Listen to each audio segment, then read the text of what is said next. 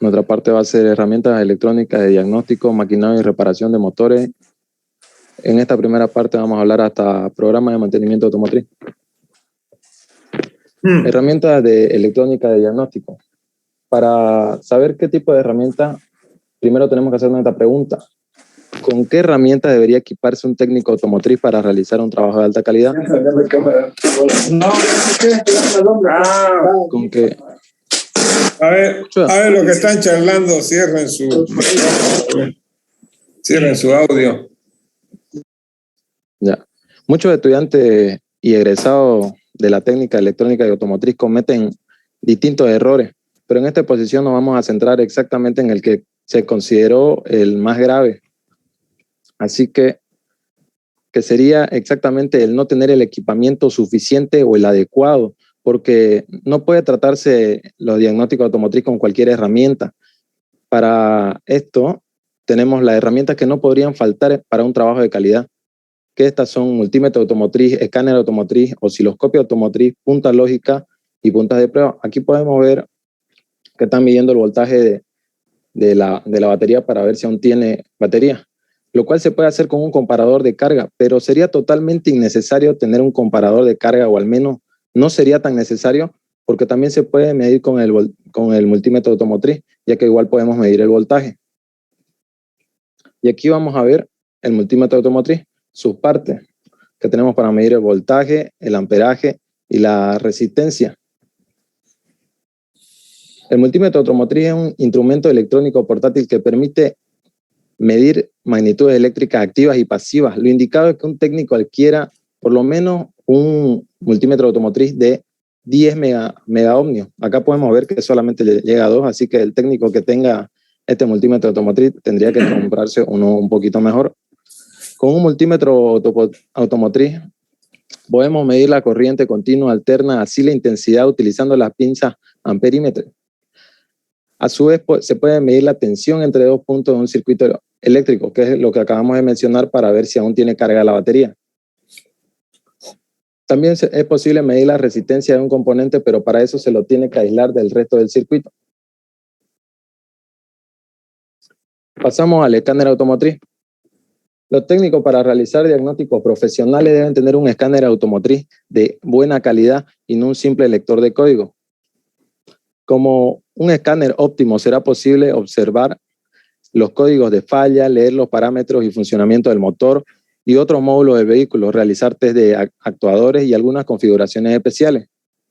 Pero, ¿cómo funciona el escáner automotriz? Un escáner automotriz es una herramienta electrónica que se le conecta a los carros para detectar cualquier falla que le esté causando un mal funcionamiento del vehículo y así poder repararlas o eliminarlas. Existen distintos tipos de escáner automotriz, como el de luces, aceite y derivados. Pero exactamente, ¿qué es lo que hace este de luces y aceite? De luces, de aceite y derivados. Pues digamos que le cambiaste el aceite a tu auto y te sigue mostrando el foquito que tenés que cambiar el aceite. Pues entonces este te permite darle un reseteo a la parte electrónica para que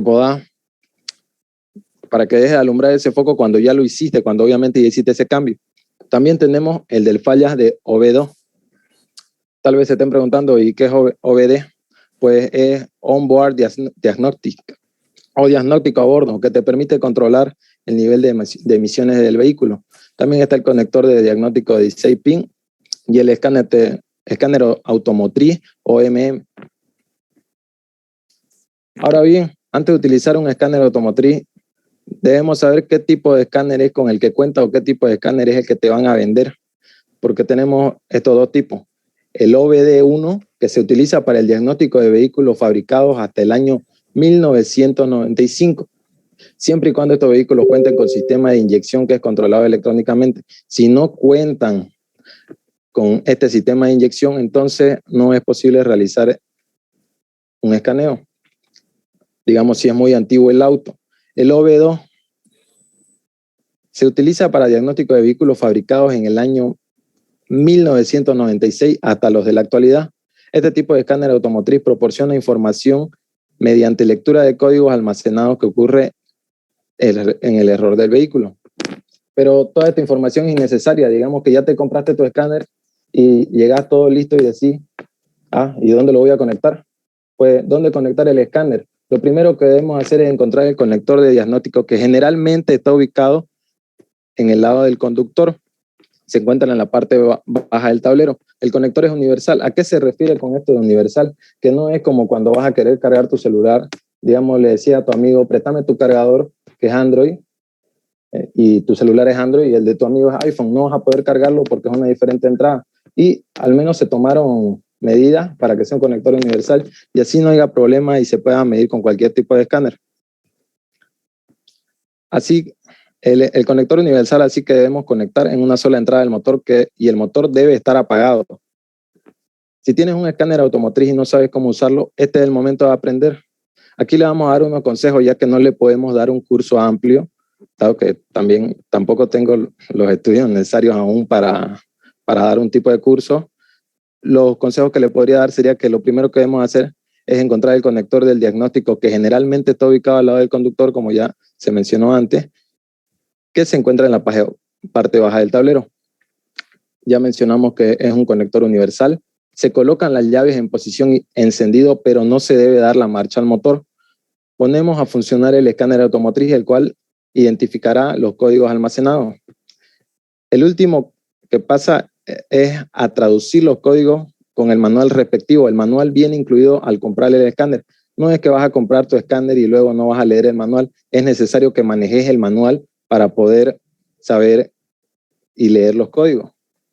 Acá le voy a mostrar un pequeño video, ingeniero. Voy a desconectar mi audio para que se pueda escuchar. ¿Está bien? Dale, dale.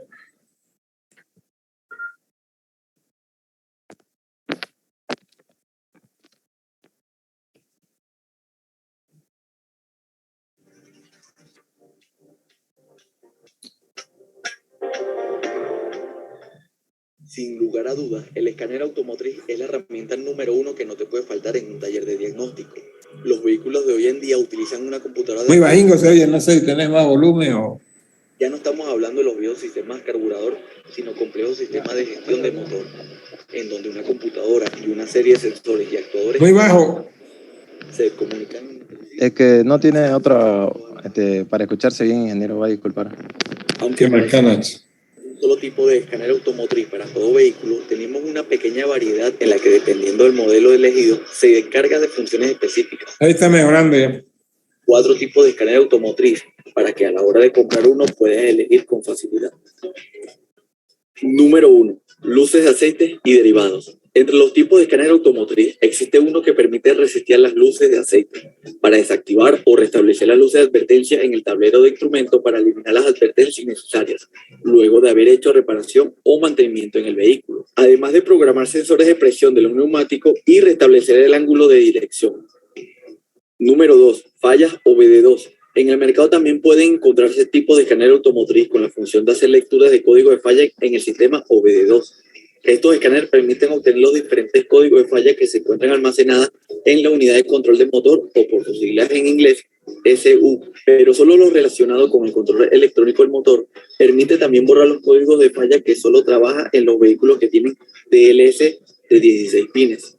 Número 3. Conector de diagnóstico de 16 pines. Existen escáneres que permiten ingresar a los modelos que disponen de conector de diagnóstico de 16 pines, además de ingresar, por ejemplo, a cajas automáticas, sistemas de frenos ABS, bolsas de aires, entre otros.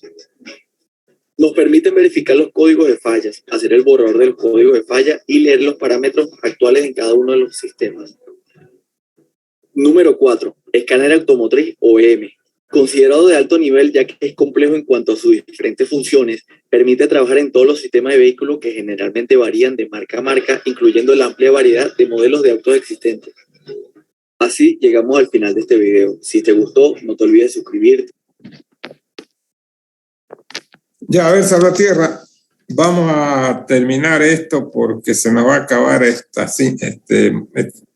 tiempo. No, prosiguiendo, así que... se va a acabar el tiempo. La termina en enero y iniciamos otra. No, yo la termino. Ya, se lo paso. Si vos haces eso, se corta. Ay. Está bien. Ya, yo voy a salir y volvemos a entrar. Vos no hagas nada, salite de ahí no con tu... Con el osciloscopio automotriz. Al igual que el escáner, es necesario invertir en un buen osciloscopio automotriz.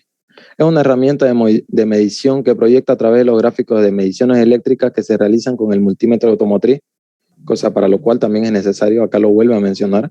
A su vez, permite graficar aquellas señales que, por su velocidad, no es posible capturar con otras herramientas. Otras definiciones del osciloscopio automotriz: ¿qué es lo que nos puede medir? La amplitud de voltaje, el periodo, la frecuencia en hertz, el ancho de pulso y el ciclo de trabajo útil.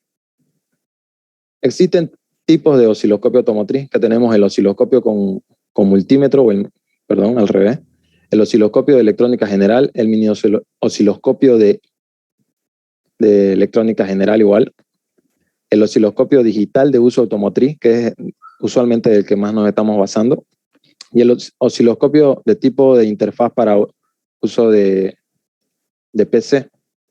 Voy a disculpar, es que están saliendo aún algunos que quieren que lo admita. Características y otras especificaciones del osciloscopio. ¿Qué es lo que vamos a poder ver en un osciloscopio? Los canales o channels. Indica el número de entradas simultáneas que tiene un osciloscopio. Usualmente tiene, como acá lo menciona, de 2 a 4 canales. El ancho de banda o bandwidth, que es lo que se mide en hertz. Especifica el rango de la frecuencia del osciloscopio, que puede medir con una precisión de señal de 60 a 80 MHz. Muestreo o sampling. Especifica la cantidad de muestras por segundo que captura el osciloscopio. Usualmente captura de 200 a 250 muestras por segundo. Resolución. Especifica la resolución del conversor AD del osciloscopio digital, que indica que convierte la señal de entrada a valores digitales de 8 a 12 bits. Ahora vamos a pasar a las últimas 2 herramientas que consideré que son necesarias a utilizar, que sí o sí tendría que tener un técnico ingeniero. La punta lógica es un instrumento utilizado para diagnósticos electrónicos rápidos, cuya función es determinar la presencia de masas, tensiones y pulsos de alta y baja frecuencia en el circuito que se va a analizar. Las puntas de prueba deben ser de tipo piercing. Esto facilitará el labor del técnico, pues cuando éste vaya a realizar procedimientos de medición de cables, conectores o arnés, cada vehículo podrá efectuar un trabajo profesional sin canibalizar el cableado o la circuitería del mismo vehículo. ¿Qué significa esto? Que no vamos a tener que estar pelando cable ahí y teniendo que estar cambiando después. Vamos a pasar a maquinado y reparación de motores, que acá podemos observar cómo se está maquinando un bloque de motor. Forma de los motores. Los motores tienen una forma específica. Esta superficie geométrica muy compleja, así como numerosas características clave para las que se deben respetar fidedignamente las altas tolerancias exigidas. ¿A qué nos vamos a ir con estas altas tolerancias? Y que se necesita sí o sí utilizar máquinas que ya vengan con sistema de computadora, que las vamos a mencionar enseguida, porque la precisión que se necesita son de 15 micrómetros. Y estas cosas son muy difíciles de hacer a pulso. De hecho, se diría que es imposible para el ser humano alcanzar tal nivel de perfección, por decirlo así. A la misma vez que los ángulos tienen que ser muy estrictos, como acá lo menciona, de más o menos 0,025 grados. Vamos a proceder. Acá podemos admirar mejor un bloque de motor. El mecanizado de las camisas de cilindros requiere de altos niveles de precisión. El proceso de mecanizado se puede hacer solo con herramientas accionadas. En resumen, el mecanizado CNC, que son las máquinas de herramientas automatizadas que se controlan por ordenador. Mediante las herramientas rotativas con múltiples filos de corte y poquísima intervención humana. Y ahí es a lo que nos vamos, a que el ser humano puede tener muchas fallas y estas máquinas no pueden tener fallas a la hora de funcionar. O sea, es mejor reducir la intervención humana a la hora de realizar todavía cantidades grandes, aparte de que lo agiliza más. Características del mecanizado CNC. Existen 2 tipos de máquinas CNC, las verticales y las horizontales. La diferencia radica en la posición del motor del husillo. El tamaño también dependerá según el tipo de pieza a fabricar. Puede ser de 3, 4 y 5 ejes. A mayor número de ejes, mayor rapidez de producción de piezas más complejas. A ver. Y acá vamos a ver un video que lo explica. Para mí fue un buen video que consideré que no podría faltar y lo voy a poner enseguida.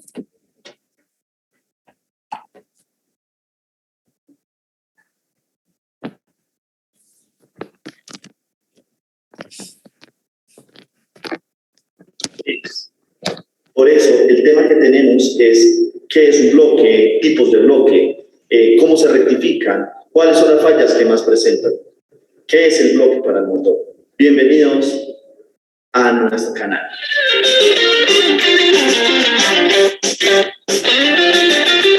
Y bien, el bloque entonces es la parte fundamental o el componente fundamental de los motores, ¿sí? Porque es ahí donde se desarrolla toda la potencia del motor. Es decir, aquí en estos cilindros se desarrolla la fuerza del pistón y que hace que salga la explosión. Los bloques pues vienen en diferentes tipos, tienen diferentes características. Hay bloques de un cilindro, de 2 cilindros, de 3, de 4, hay bloques de 6, de 8, de 12 cilindros y más. Hay bloques en línea y bloques en B o de cilindros encontrados, como también se les conoce a estos. Los cilindros en los bloques están hechos de acero, ¿sí? Es un acero muy fuerte porque pues tiene que resistir altísimas temperaturas. Cuando el pistón con sus anillos hace la función de subir y bajar, esto se calienta hartísimo, entonces por eso el componente es fuertísimo. Los bloques son hechos en su naturaleza con hierro, es una mezcla de hierro fundido. También hay bloques que vienen en aluminio y hay otros que por allá en la década del 90 intentaron crear con plástico y otros componentes. Estos eran con el fin de pues, alivianar el peso de los automóviles pues, para los que utilizaban, como carros de carreras, como prototipos de altísima gama. Los cilindros también en los bloques pueden venir como de forma de camisas. No camisas las que no se ponen, no, sino camisas que se les conocen a estos que están acá. En los bloques, las camisas pueden ser desmontables, ¿sí? A estas camisas se les denomina camisas secas o camisas húmedas. Estas se quitan y se ponen, depende del tipo de carro. En el prototipo de los carros europeos y asiáticos, normalmente se encuentran cilindros de 4 y 6 pistones, ¿sí? Estos van entre los 900 a los 3000 centímetros cúbicos. Ya para los carros norteamericanos, estos carros pues vienen casi todos o la mayoría con cilindros y bloques en B, que oscilan entre los 3000 a 4500 litros, utilizando gasolina como combustible. Ya para los tractocamiones, para los carros de gran envergadura o las máquinas, digamos que los que utilizan diésel, pues los componentes también tienen que cambiar. Todos los bloques en su confección interna tienen un espacio por donde circula, en este caso, el agua que viene del radiador, que sirve para que el bloque no se recaliente. En los bloques hay un sinfín y un sinnúmero de tunelcitos, de canales internos por donde circula el agua que viene del radiador para que de manera fría refrigere el bloque y no se produzcan recalentamientos que puedan afectarlo y crear fisuras.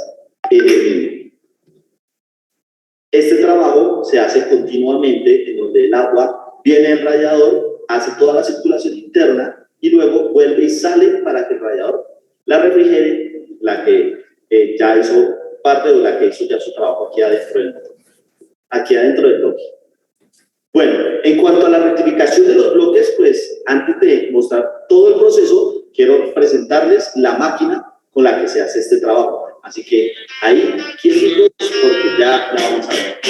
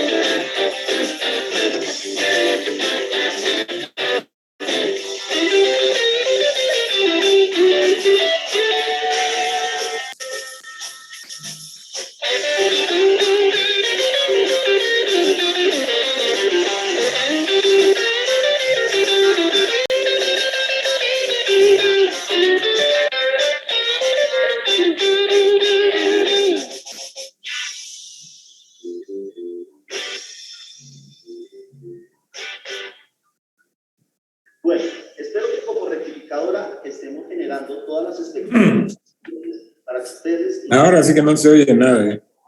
En este proyecto. Les recuerdo darle like ahí. Bueno, vamos a proseguir porque si no también nos va a agarrar la noche. Voy a conectarme.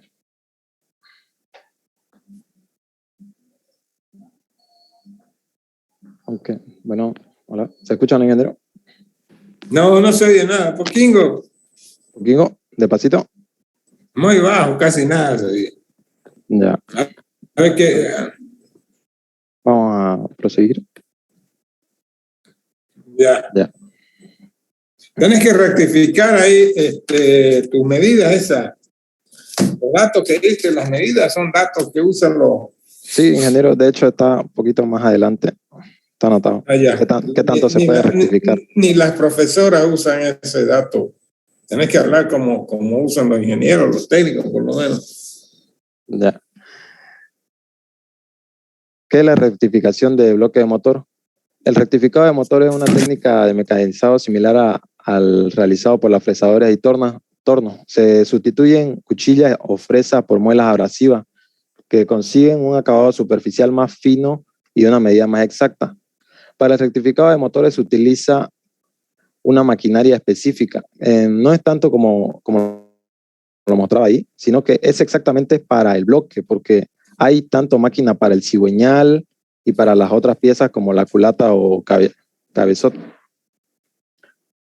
Diseñada para el trabajo de las distintas piezas del automóvil, como se pueden ser utilizadas para rectificar cilindros del motor o la rectificadora cilíndrica para cigüeñales o la rectificadora utilizada para planificar las culatas. Cuando se hace el rectificado de motores, la operación de rectificado de motores se realiza en los talleres especializados dedicados a este fin. ¿Qué es lo que nos vamos con esto? Que nosotros no podemos ir a un lugar a arreglar un bloque de motor donde específicamente solamente arreglan los cigüeñales o solamente cuenta con esa máquina de rectificado de cigüeñales.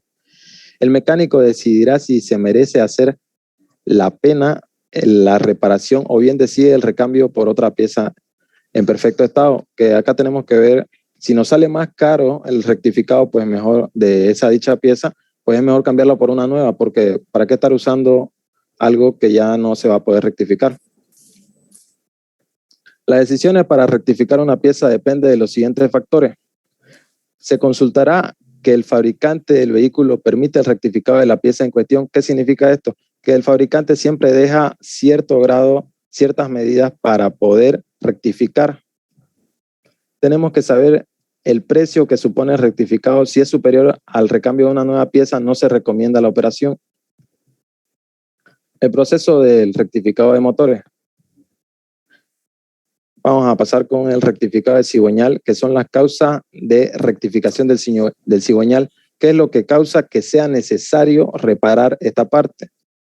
El cigüeñal se puede gripar por una deficiente lubricación y es entonces necesario desmontar y verificar el daño para ver si se puede solucionar puliendo o cambiando los casquillos o incluso rectificando. Pero tal vez ustedes me están preguntando, ¿pero qué es el cigüeñal? Me viniste a hablar de algo que ni siquiera vos sabés. Pues el cigüeñal se fabrica de acero forjado y es una de las piezas más importantes del motor, en el que se acoplan las bielas del motor que gira en sus apoyos en el bloque del motor. En uno de los extremos se acopla con el volante de inercia y el embrague, que es otro de los elementos de distribución. Tenemos el desgaste inevitable por rozamiento de uso. ¿Por qué? Porque por más que estas medidas sean tan exactas, siempre va a haber desgastamiento por el rozamiento de uso.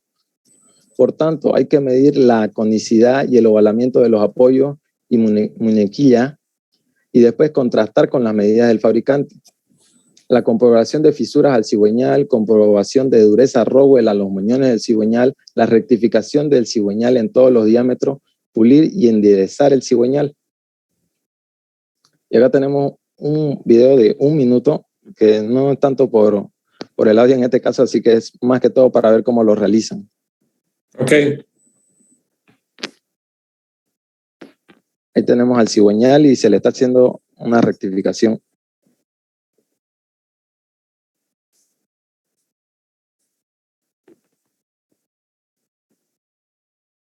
Y ahí utiliza el micrómetro para verificar las medidas que ha debido dar el fabricante para dicho cigüeñal.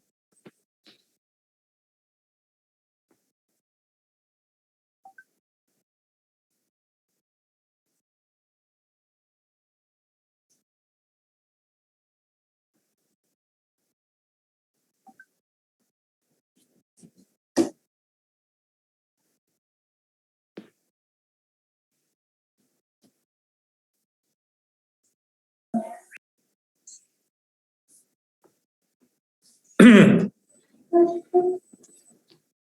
ahí termina. Y es bueno verlo porque si no uno va y le muestran el cigüeñal y uno ni siquiera tiene idea de qué es, ya que, bueno, al menos no hemos tenido la oportunidad de ir a verlo, ¿no? A ver uno, habría que desmontar un auto. Y acá vamos a ver la parte del cigüeñal, el muñón de apoyo, el orificio de lubricación, el brazo del cigüeñal, muñón de biela, muñón de bancada, que es este que está justo en el medio, los taladros de equilibrado y los pernos que van adheridos al volante de inercia. Ahí pueden mirarlo un poco. No sé si ya lo explicamos antes, qué son los muñones de bancada y los de biela, ¿no? A mi parecer creo que no lo han explicado, ingeniero, pero no lo tengo más desarrollado en esta parte porque aún vienen otras partes del motor y es bastante amplio. Está bien, dale nomás, ya que después si no nos agarra la noche. Sí, acá tenemos el rectificado de bloque de motor, que es la parte que estaba mencionando hace rato el ingeniero técnico, que sería de esa parte. Es un video de 1 minuto igual para que vean cómo lo realizan. Está bien. Una página muy buena, por si acaso, a destacar por cómo lo muestran, porque uno no conoce estas cosas sentado en su casa, digamos.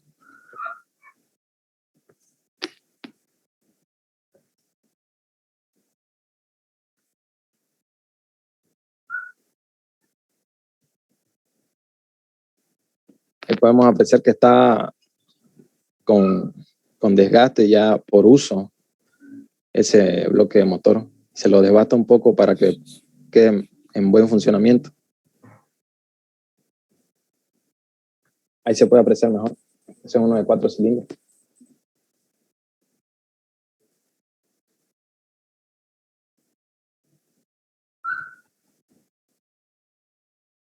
Las herramientas de medición.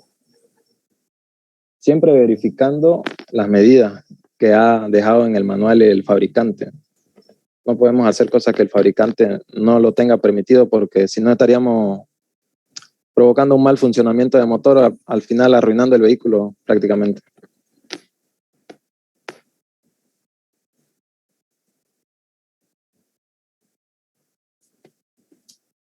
Bueno, ahí terminé. Ya. El proceso de rectificado del bloque de motor. ¿Y qué tenemos que tener en cuenta? Medir el desgaste, la conicidad y el ovalamiento del bloque con un alexómetro, que es con lo que lo estaba midiendo hace rato, si lo pudieron apreciar. Verificar que el fabricante permite el rectificado. ¿Por qué? Porque digamos que el fabricante, en vez de permitir 4 rectificados, te permita 2 o te permita 1, aunque usualmente te permite 4 para esta parte. ¿Cuántas rectificaciones puede realizarse a un bloque de motor? El fabricante puede admitir hasta 4 rectificaciones de 0,2 milímetros cada rectificado. Más de eso no lo permite. ¿Cómo que 0,2? Parece profesora de... A ver, léeme eso en términos técnicos. ¿Cuánto es? ¿Cómo exactamente quisiera que se lo lea, ingeniero? Eso decimales, ¿cuánto se lee? ¿Cómo se lee, pues?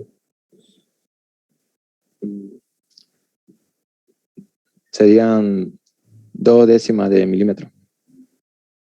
¿Cuánto? 2 décimas de milímetro. ¿Estás seguro? Sí. Ya está bien, 2 décimas. No me digas 0,2, porque 0,2 dirá en el mercado, en el abasto, no sé dónde. Está bien, ingeniero. Ya. Así como los huevos de los pitones y cemento mejorados a las nuevas medidas de rectificación. Servicio comprendido en el rectificado del bloque de motor. ¿Qué es lo que se tiene en cuenta? El rectificado del bloque de motor y cilindros, instalación de camisa de motor, pulido y rectificación de superficie de bloque, comprobación hidráulica de fisura. Esas fisuras se sueldan en frío.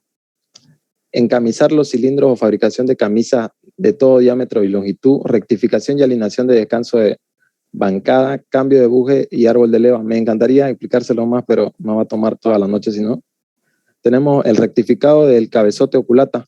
Nuevamente, para que aprecien la pieza y para que la conozcan, un video de 1 minuto. Bueno, más. Este es de 7, pero lo vamos a mirar un poco nomás. Si no, toda la noche. No hay apuro. Dale nomás. Ya. Este tiene audio, creo que está un poco despacio. Voy a tratar de ponerlo sin ingeniero.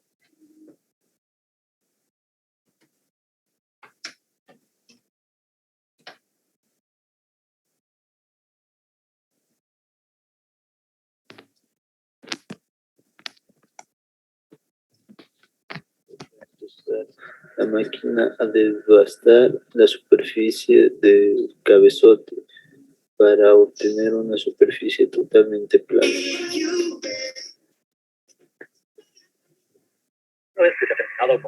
Acá solo se dice culata, ¿listo? El cambio de cuchillas, cambio y afilado de cuchillas para comenzar con el procedimiento de acabado, porque nos va a dar una superficie totalmente plana y lisa con el coeficiente de rozamiento identificado por el fabricante para el correcto funcionamiento. Después de realizar el cambio de las cuchillas del base y acabado, vamos a proceder a nivelar dichas cuchillas y a regular el avance que va a tener la máquina. Bueno, ahora vamos a explicar un poco de los mandos que tiene la máquina. En el panel de instrumentos nosotros tenemos un control principal que es de parada de emergencia, dos perillas que nos regulan la nivelación o el ángulo de ataque de las cuchillas. En la parte de abajo tenemos 4 botones de color verde, que son principalmente para el sentido del avance de la máquina. Y debajo de estos los botones rojos que nos van a permitir el freno de este avance para poder invertirlo nuevamente. En la parte izquierda del control de mando nosotros teníamos la llave de paso para el líquido de refrigerante. Ustedes pudieron ver que la llave de paso estaba en la posición de cerrado, porque en este momento estamos utilizando un cabezote que interviene. En este caso, la última vamos a utilizar el líquido de refrigerante que tiene la máquina. Antes de nivelar las cuchillas, se untó la superficie del cabezote con diésel. Y eso nos va a ayudar a lubricar las superficies del cabezote y las cuchillas. No es un líquido de refrigerante. Eso está rellenado. Y se le rellena, se le repite que se nota de la sombra, no está sonriendo la sombra. Por eso, esto se le corrigió porque estaba aquí, estaba pasando el agua para acá, todavía ya no se va a ver para qué. Sí, como se corrige.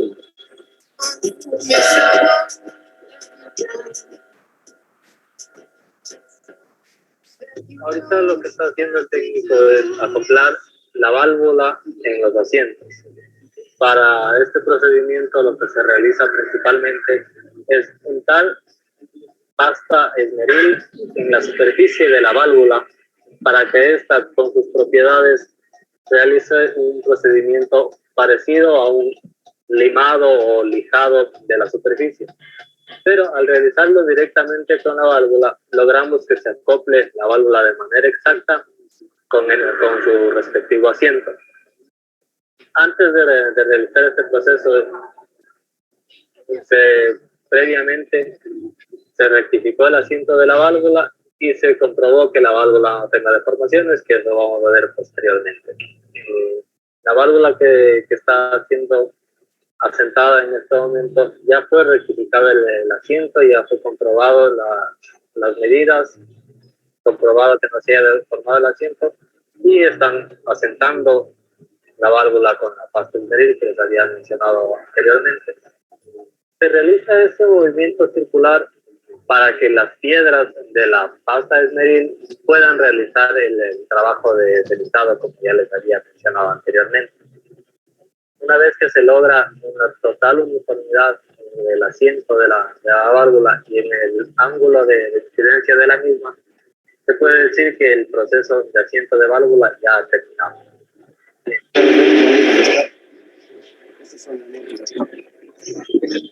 Normalmente siempre la cabeza más pequeña son las capas. Esta es más grande, siempre es la misión más grande. En algunos cabezotes a veces varía, es más grande la cabeza. Pero en la cabeza se diferencia la misión de escapa. Siempre la misión de escapa. A verificar las 4 o 6 de escape. No puedo verificar una sola porque esta máquina es cabezal y no sale mucho acá. Como ver, 6 de línea y 6. En esa máquina, si es así, esa no se mueve el cabezal.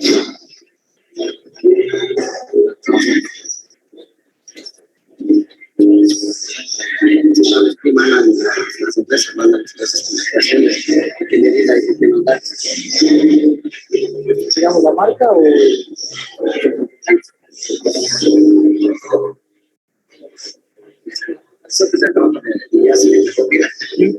Ellos mandan con su... que les mandó. Siempre hay una medida que es la medida mínima, que es la medida estándar. Y esta es la medida máxima. Pasado de una medida ya no trabaja aquí. Toca cambiar los asientos, toca poner asientos nuevos, tocar estos tiempos y poner nuevos. Para poder otra vez equilibrar esta medida de cada estándar.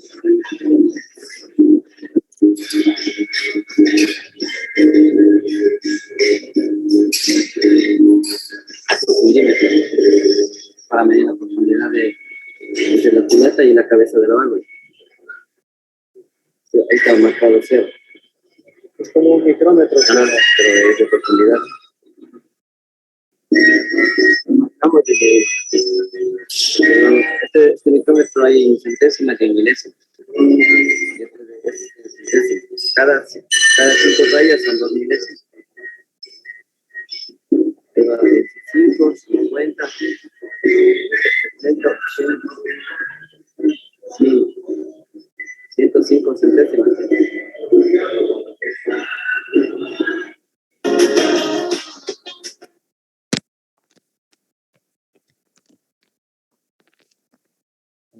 Voy a conectar mi audio.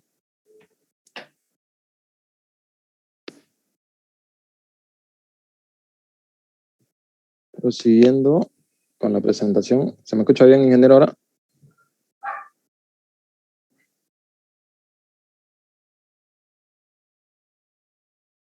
Ya.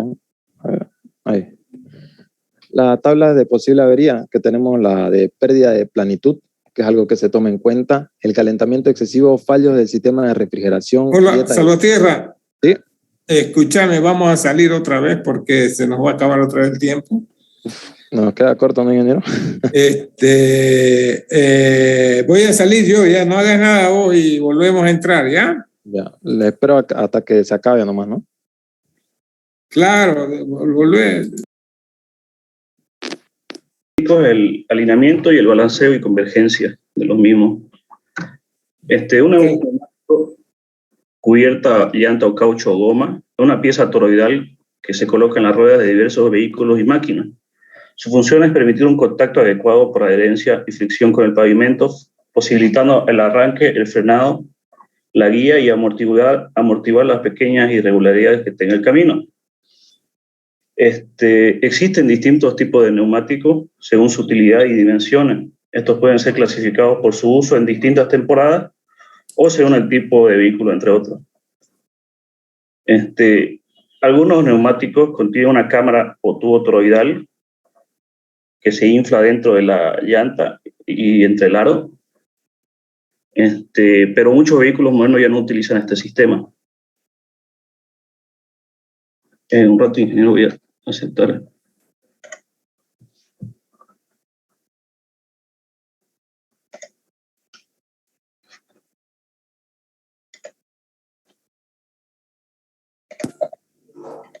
Ahora sí, continuamos. Ya. Los neumáticos según la estación del año. Los neumáticos de verano pueden utilizarse durante todo el año en cualquier época. Pero están pensados para rodar en época calurosa, ya que la goma está diseñada para aumentar la temperatura e incrementar su adherencia en estas temperaturas de verano. También existen los neumáticos de invierno, que son los que mejor funcionan en las temperaturas bajas, y dado que a temperaturas bajo cero los caminos se pueden congelar, y estos neumáticos de invierno poseen púas de acero que están en la cubierta del neumático y que ayuda a tener más fricción con el hielo. Ahora vamos a ver las dimensiones y simbología. Las dimensiones de los neumáticos se representan de la siguiente forma. Hemos visto que en nuestros neumáticos siempre hay números, letras y todo que no se entienden, pero aquí vamos a explicar cómo va. Aquí, por ejemplo, tenemos el 295/35R20-10-105Y.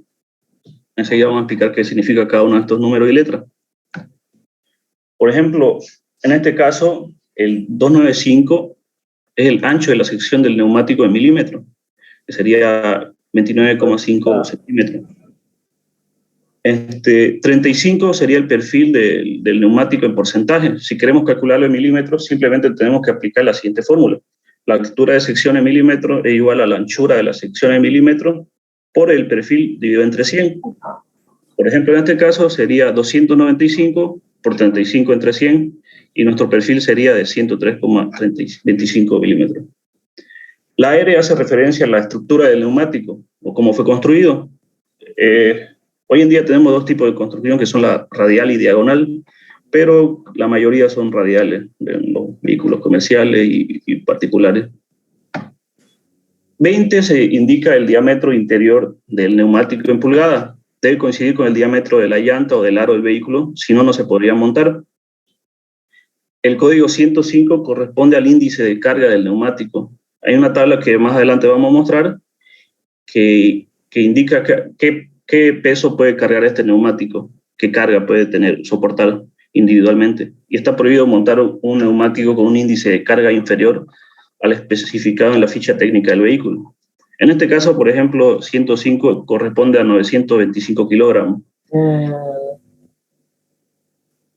El código Y es el código de velocidad del neumático. Un código alfabético que en la tabla de referencia que vamos a ver luego corresponde con la velocidad máxima que este neumático puede alcanzar. En este caso llegarían a ser los 300 kilómetros por hora. Hasta el año 1991, este código se ponía justo antes de la R o el símbolo menos de diagonal, pero hoy en día ya no. ¿Y de dónde has aprendido a decir kilogramo? Kilogramos, dije, ¿no? Ah, porque vos dijiste kilogramo como gringo, pensé que era gringo. No, tal vez se escuchó así, ¿no? Continuo.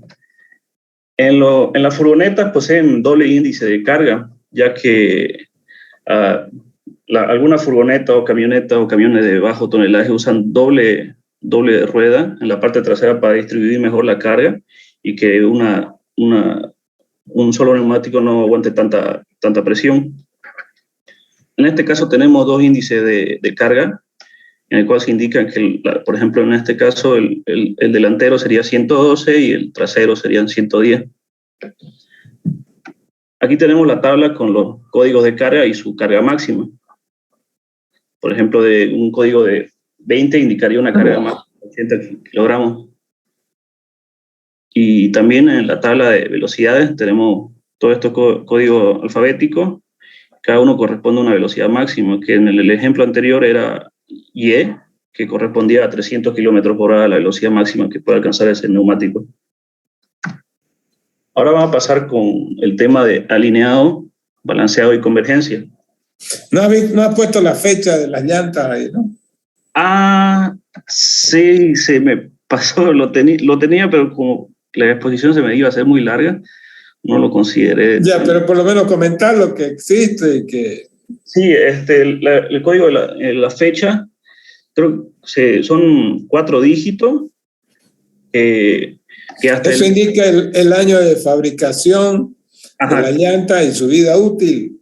Ajá, eso indica el año de fabricación de la llanta. Generalmente las llantas fabricadas antes del 2000 son de 3 dígitos, siendo los 2 primeros dígitos la semana del año en la que fue fabricada y el último dígito el año.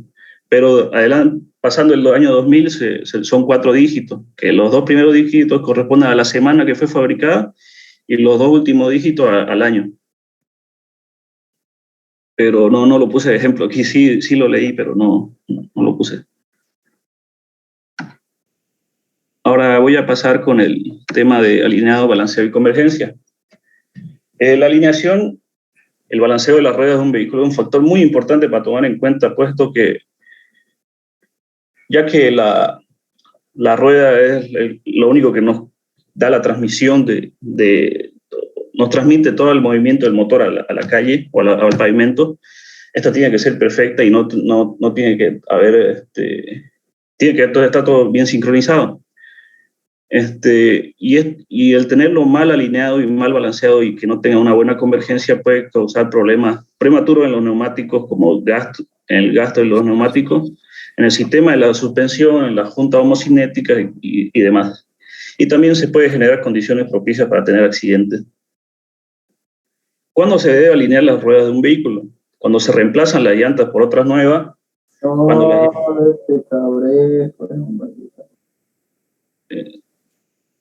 Continúa, ingeniero.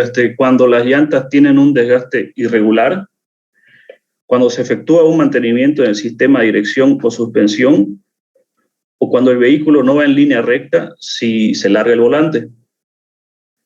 Después de un choque o con otro vehículo, con un cordón o con un bache, lo cual es bastante frecuente aquí en la ciudad, deberíamos estar haciendo un alineado con bastante frecuencia, o también después de los 20.000 kilómetros de haber hecho la última alineación, o después o una vez al año.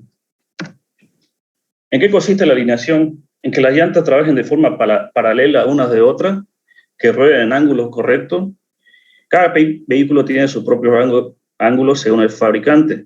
Esto depende del peso sobre cada una de las llantas delanteras y traseras, el diseño y la resistencia de los muelles, espirales o barras. Y un equipo computarizado determina con láser sus ángulos para que se corrijan, ajustando varios puntos o aumentando cuñas, calzas para compensar los desgastes y daños. Hay 3 medidas de ajustes que se hacen para una alineación completa, que las vamos a ver enseguida. El avance o castor, a veces llamado ángulo de castor. El ángulo de avance es la inclinación de una línea imaginaria del eje donde rota la rueda, como vamos a ver en una imagen a continuación. Sería este. Puede ser positivo, negativo o neutral. Típicamente esto se inclina para la parte trasera del auto, avance negativo. El ángulo de avance negativo crea una fuerza que resulta en lo siguiente. Al estar avanzando con cierta velocidad y tomar una curva, esto hace que después de tomar la curva, las ruedas vuelvan a la posición céntrica, que después de avanzar unos cuantos metros. Y esto es lo que ayuda el ángulo de avance negativo. Hace que el vehículo vaya más recto con mayor control y ayuda a reducir el aumento de la caída de la rueda en las curvas para ayudar a maximizar la tracción de la llanta. Los vehículos diseñados para el asfalto o la ciudad normalmente tienen el avance levemente negativo para facilitar la línea recta y la corrección después de las curvas. Pero los vehículos 4x4 tienen un avance neutral o levemente positivo para así poder superar los obstáculos con facilidad, como ser piedras, huecos en los caminos que son muy desiguales cuando esto fuera de la ciudad. Aquí de nuevo vemos la imagen, el ángulo de avance, y ahora vemos la caída o el camber. La caída es la inclinación de las ruedas de una posición vertical. Esta puede ser positiva o negativa. Como vemos en la imagen a continuación, aquí vemos las 3 situaciones, que es neutral, la caída positiva o la caída negativa. La caída positiva, mirando el auto de frente, las partes superiores de las llantas están más distantes que las partes inferiores. O sea, mirando de frente, las llantas forman una V. Esta condición no es muy frecuente.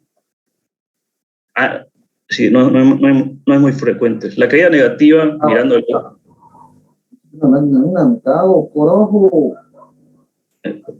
La caída negativa. ¿Quién tiene ahí el micrófono abierto? Sí, no sé quién. Bueno, continúo. La caída negativa, si miramos el auto de frente, las partes superiores de las llantas están más cercanas que las partes inferiores. Esta condición es la más común. Ahora vamos a ver la convergencia, o también llamada TOW. A veces también llamado divergencia. Como podemos ver en la siguiente imagen, aquí en las 3 situaciones de la convergencia, que las llantas, si se traza un eje imaginario, llegan a converger, o si no, a ser totalmente paralela o a tener una divergencia. Es la diferencia de la parte delantera de una llanta y la parte trasera de la misma. Si las llantas están apuntando para adentro, el auto tendrá mayor sobreviraje, mientras si está apuntando para afuera tiene menos control y mayor desgaste.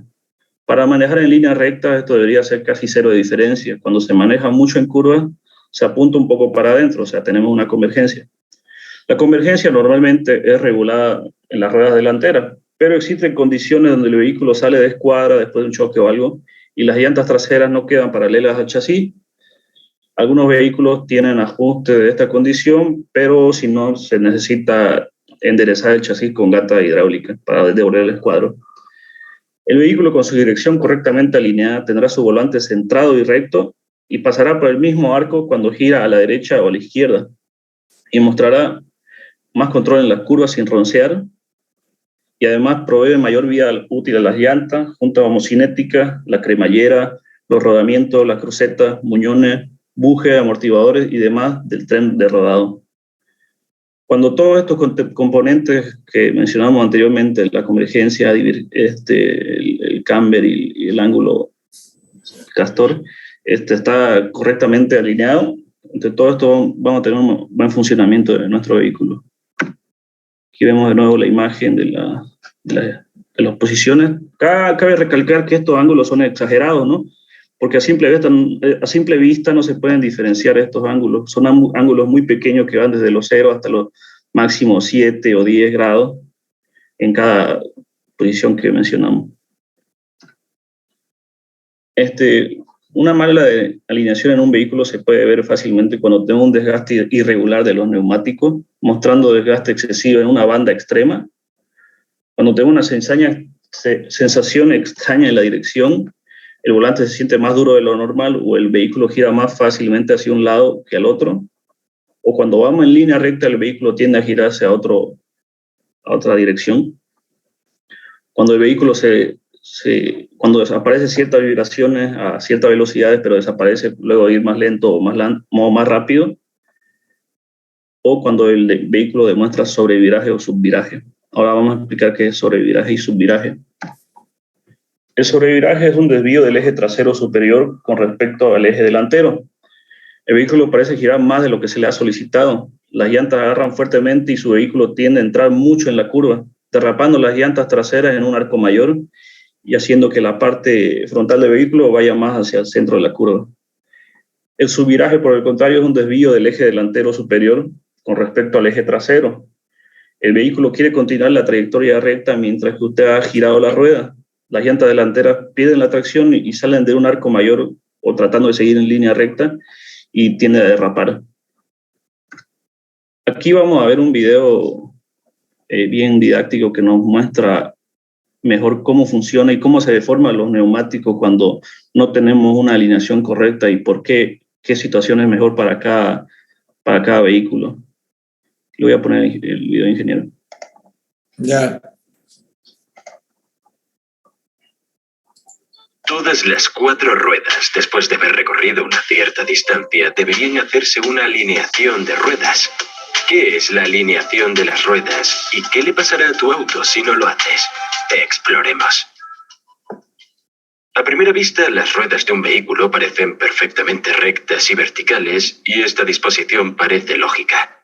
Lo sorprendente es que para mejorar el rendimiento del vehículo, cada fabricante especifica algunos ángulos predefinidos con respecto a las ruedas de sus autos. En estas imágenes exageradas, estos ángulos son bastante claros. Podemos ver que básicamente hay 3 ángulos diferentes asociados a las ruedas. Primero, exploremos la importancia del ángulo de inclinación. El ángulo de inclinación es perfectamente visible desde la parte delantera del vehículo. Este ángulo puede ser positivo o negativo. Una inclinación negativa mejora el rendimiento y la capacidad de girar del auto. Para entender cómo la inclinación negativa mejora la capacidad de girar, primero analicemos cómo un auto gira con un ángulo de inclinación 0. Se requiere una fuerza centrípeta para que el auto cruce. Esta fuerza centrípeta proviene de la fuerza de fricción entre el neumático y la carretera. Las ruedas exteriores tendrán una mayor fuerza de fricción en comparación con las ruedas interiores. La razón es simple. Los neumáticos exteriores tendrán la fuerza normal más alta durante las curvas. Ahora veamos lo que esta fuerza de fricción le hace al neumático. Puede ver cómo se está deformando el neumático. Debido a esta deformación, el área de contacto de la rueda con la carretera disminuye significativamente. Esto conducirá a una fuerza de fricción pobre. Una manera fácil de aumentar este contacto es inclinar la rueda exterior hacia adentro como se muestra. Esto es exactamente lo que es la inclinación negativa. Usted podría preguntarse, ¿qué pasa con la rueda interior cuando está inclinada hacia adentro? Obviamente hay una pérdida de fuerza de fricción aquí, debido a la reducción del área de contacto. Sin embargo, como ya hemos comentado, queremos maximizar la fuerza de fricción en las ruedas exteriores, ya que tienen la capacidad de dar la mayor fuerza de fricción.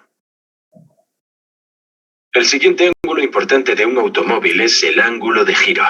En el mecanismo de dirección, las ruedas giran alrededor de un eje de dirección. Este eje de dirección nunca es vertical en la práctica. La inclinación del eje de dirección se denomina ángulo de giro. Este ángulo es bastante crítico para un automóvil.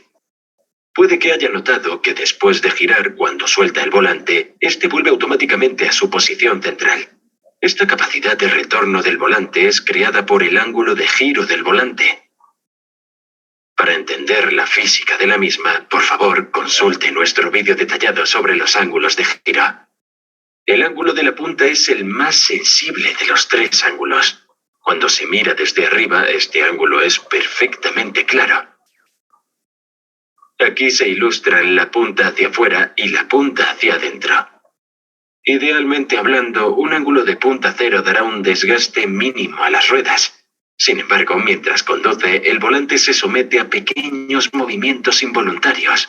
Estos movimientos menores del volante no deben afectar el movimiento en línea recta del auto. Para entender cómo lo hace el ángulo de punto, revisemos el principio de dirección. Para una dirección perfecta, la rueda interior debe girar más que la exterior. Si lo miras desde el punto de vista de la alineación de las ruedas, esta es la condición de la punta hacia afuera. Esto significa que si se colocan las ruedas de forma descentrada, se puede conseguir un estado perfecto de la dirección con solo unos ligeros movimientos del volante.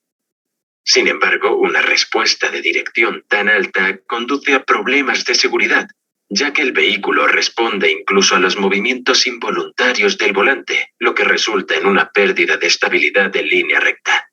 Por esta razón, en los autos de pasajeros siempre se utiliza un sistema de punta hacia adentro. La punta hacia adentro proporciona el efecto contrario. Reduce la respuesta de la dirección y aumenta la estabilidad en línea recta del auto. Por lo general, la punta hacia adentro tiene un ángulo muy bajo. Cada auto tendrá un conjunto óptimo de ángulos de rueda decididos por el fabricante del auto. Estos ángulos pueden sufrir variaciones considerables con el tiempo, lo que provoca un desgaste excesivo de los neumáticos. Una operación rutinaria de alineación de ruedas también es imprescindible para el buen rendimiento de un auto, ya que estos ángulos son muy sensibles a la hora de decidir la estabilidad en línea recta, la capacidad de retorno del volante y la capacidad de giro del auto. Su apoyo en patreon.com es invaluable.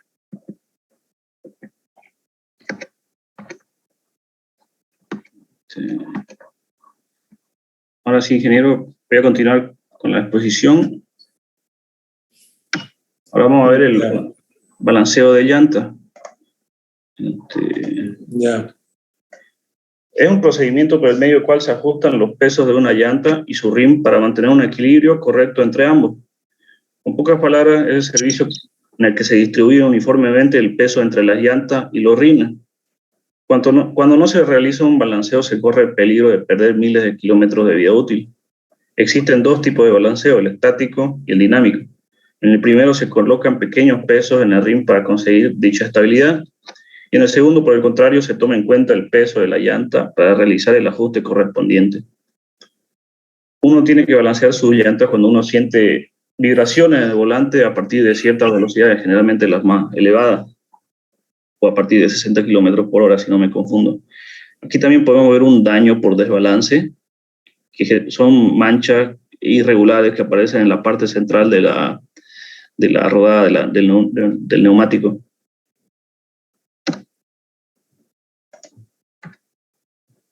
Una llanta puede tener mayor peso en alguna parte de la circunferencia y esto, aunque sea en un mínimo porcentaje, puede hacer que se produzca un golpeteo en la rueda cuando gire a alta velocidad a partir de los 60 kilómetros por hora, lo cual causará problemas como vibración en la dirección, o en el piso o en el asiento del vehículo, desgaste irregular de las llantas, condiciones de manejo inseguras, o en el peor de los casos que la vibración aflojará los pernos o las tuercas, provocando que se salga una llanta. Por eso es importante, que me salió el mensaje, ingeniero, que va a acabar en 10 minutos. ¿Cuánto tiempo tenés todavía entonces? ¿Puedo seguir, ingeniero? Yo creo que acabo hasta que... Ya, a ver. Ya, entonces, por eso es importante realizar el balanceo. Es un proceso cuyo fin es equilibrar el peso del rin y la llanta. Consiste de 4 pasos: desmontar las 4 ruedas del vehículo. Con ayuda de una máquina balanceadora digital se detecta el desbalance, se agregan contrapesos de plomo en el área opuesta del desbalance para compensar la diferencia de peso. Una vez corroborado que la llanta quedó perfectamente balanceada, se monta nuevamente en el vehículo. Ahora, si uno no sabe cuándo tiene que realizar, en el manual del auto se encuentra la periodicidad que se debe realizar este servicio. Pero si no hay, lo recomendable es realizarlo cada 10.000 kilómetros o cada que uno cambie la llanta, o cada que uno reciba un golpe en el rin o uno sienta vibraciones en la dirección. ¿Y tenemos la máquina? Sí, en la parte final voy a mostrar la máquina. Aquí, por ejemplo, podemos ver las 2 vibraciones que se pueden dar por desbalanceo. Que pueden ser unas vibraciones normales, o que van de arriba a abajo, o unas vibraciones en zigzag, que pueden ser así. También aquí tenemos, en este caso, los contrapesos o plomos que se le colocan a los rines para a los aros, mejor. A los aros para realizar el balanceo. Aquí tenemos la máquina digital, que también hay un video más adelante que muestra cómo funciona bien la máquina. Y estos aquí serían los contrapesos, que vienen ya con pesos ya específicos. Calibrado viene. Con calibrado, y están en onzas más que todo, pero aquí nos dan los datos en gramos, que pueden ser, que van desde los 7 hasta los 70 gramos. Ahora, con esto vamos a concluir. Es un video que explica cómo funciona esta máquina de balanceo.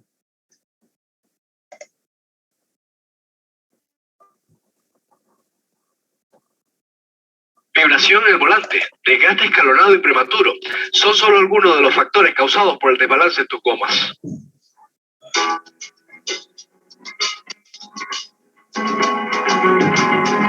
Hola, mi nombre es Manuel Mena, desarrollador de mercadeo de Buscagomas, y es nuestro deseo darte a conocer los servicios que ofrecemos.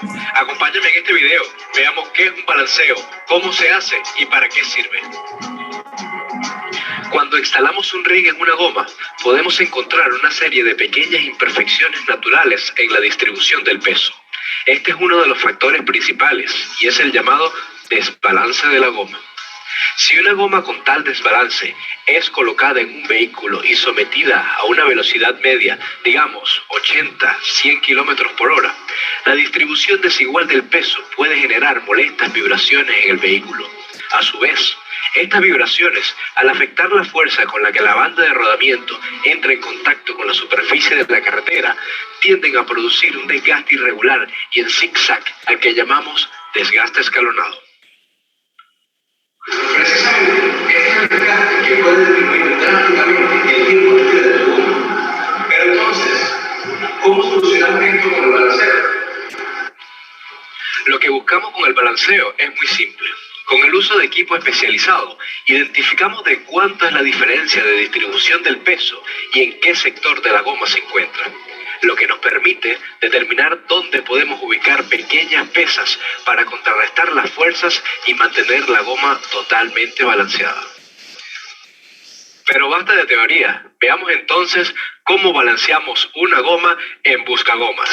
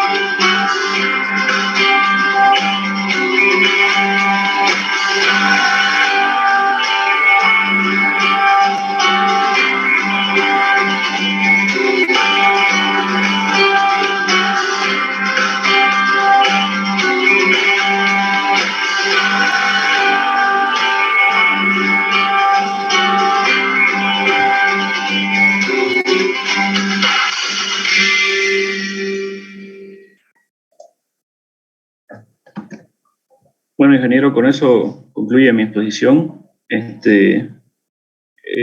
Gracias por su atención.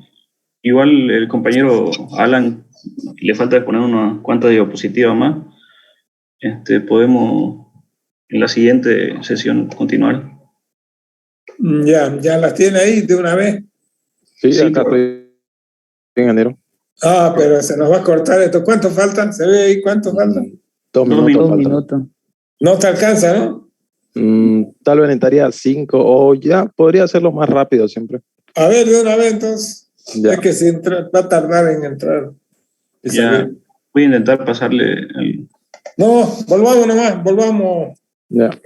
Yo necesito, tenemos que hablar después de los exámenes, todo. Entonces vamos a salir y entramos de nuevo, ¿listo? Ingeniero, ¿le doy terminar reunión? Claro. Okay. Yo le voy a dar. Si le paso a usted entonces. O dale ahí igual, ya. Ya le pasé el organizador.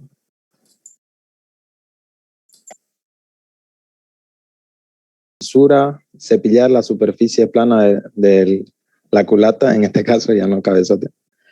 Cambiar la cápsula de inyectores, soldarla en frío, la adaptación de las válvulas, la adaptación de las guías, rectificar los asientos y la válvula, esmerilar los asientos, armar los cabezotes y la reparación del suplex de bujía.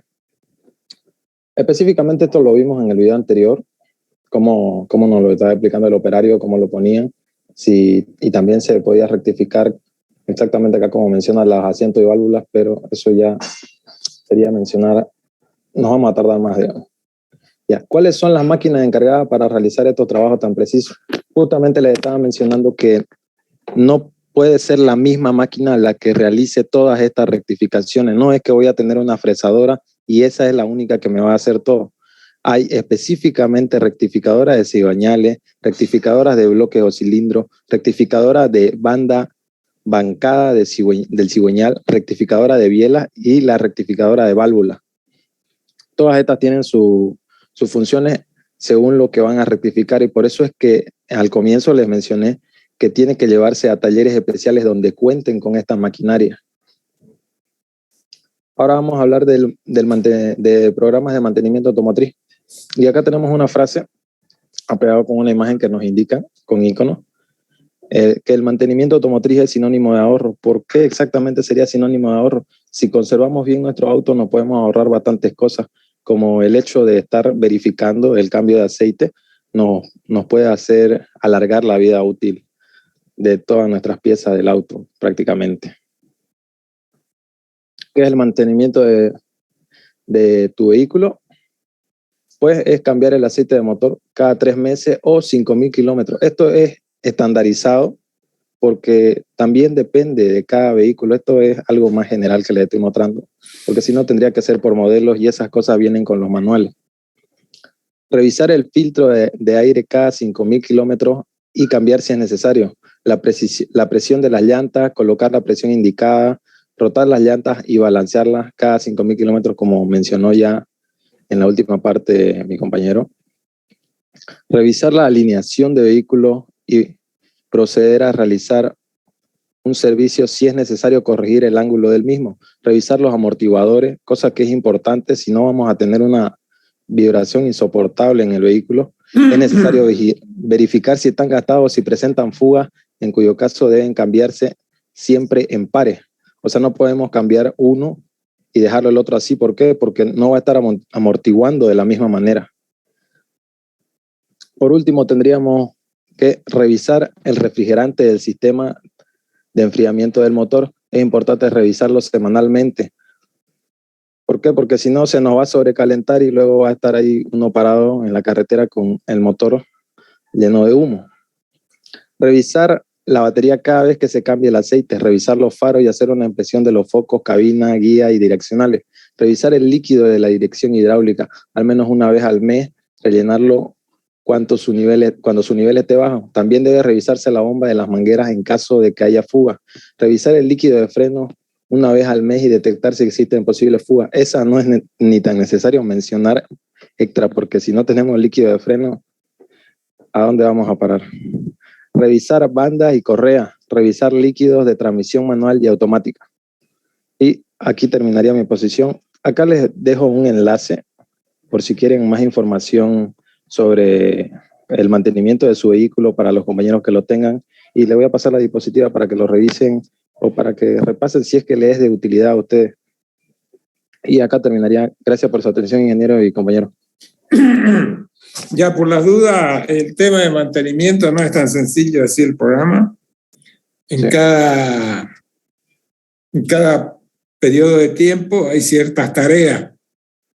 Muchas veces son repetitivas para el próximo mantenimiento y se van incrementando las otras.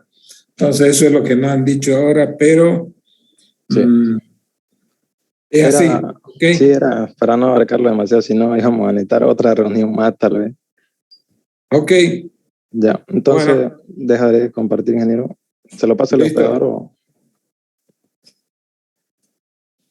Bueno, entonces, con eso hemos terminado todos las exposiciones en los grupos y tenemos ahora que tenemos varios temitas ahí pendientes, ¿no? Unos trabajos mal hechos que se han hecho, unas exposiciones malas, que si quieren las pueden repetir algunos, pero yo creo que ya no. Lo que nos queda pendiente ahora sería el tema del examen. Creo que la nueva fecha es tipo 20 o 25 de enero, la fecha tope de entrega de notas. No sé, ¿perdón? El tope es 30. 30 de enero. Sí, ese es el tope antes de mesa. Ok. Yo creo que es muy prematuro si lo hacemos este año, en este mes de diciembre, porque las exposiciones, como le decía, no han sido muy buenas todas. Y sería bueno que tenga más tiempo para prepararse, para estudiar. Yo les propongo que el examen final sea la primera semana de enero. No sé quién tiene un calendario ahí en la mano, yo no tengo por aquí. ¿Qué fecha es el primer viernes de año? A ver. 8 de enero, ingeniero. El 8 de enero podemos hacer Es sábado, el examen. ¿Perdón? 8 de enero es sábado. El 7 de enero, ok. 7 de enero. Vamos a anotarnos acá entonces, 7 de enero.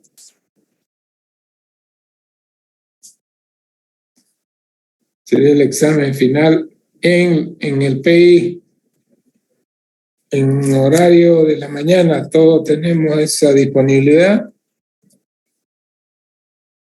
Sería no sé, 9 de la mañana. ¿A qué hora dijo, ingeniero? Por ahora y hasta esa fecha. Y no la vamos a cambiar. Ya, de todas maneras, si hubiera segunda instancia, si no la han eliminado, es para los que tienen más de 40 puntos. ¿Ok? El que tiene menos de 40 puntos ya no tiene ese derecho de ese examen. Y ese sería posterior, ¿no? Si es el 7 o el 8, ya no les daría para la próxima semana, porque hasta que saque yo las notas sería el 10, 11, 12. Tendría que ser el 20 o 21 de enero, el viernes subsiguiente. ¿Ok? ¿Se entiende?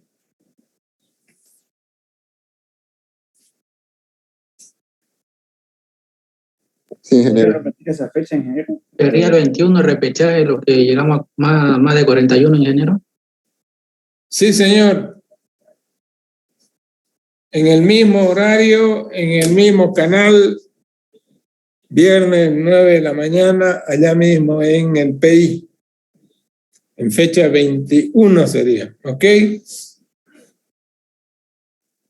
Está bien, ingeniero. Está bien, ingeniero. Bueno, eso es. Disculpe, ingeniero, tengo una pregunta. ¿Nos podría recomendar un libro para estudiar? Ya le dije pues varias veces, el Arias Paz.